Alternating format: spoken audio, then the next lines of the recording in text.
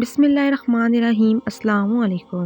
مجھ کو چھاؤں میں رکھا اور خود جلتا رہا، مجھ کو چھاؤں میں رکھا اور خود جلتا رہا، میں نے دیکھا ایک فرشتہ باپ کی پرچھائی میں۔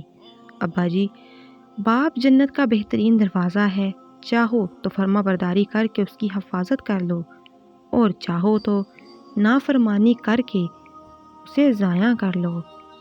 رب کی رضا باپ کی خوشی میں ہے اور رب کی ناراضگی باپ کی ناراضگی میں۔ تم اور تمہارا مال تمہارے والد کا ہے۔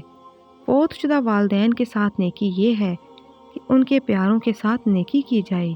یاد رکھیے، باپ جیسا کوئی نہیں۔ دروازے پر پڑا باپ کا جوتا بھی اولاد کو تحفظ دیتا ہے۔ باپ زندہ ہے تو اپنی اس جنت کی حفاظت کیجیے۔ یہ جنت روٹ گئی تو اس کے لیے دعا کیجیے اور باپ کے پیاروں سے حسن سلوک کیجیے۔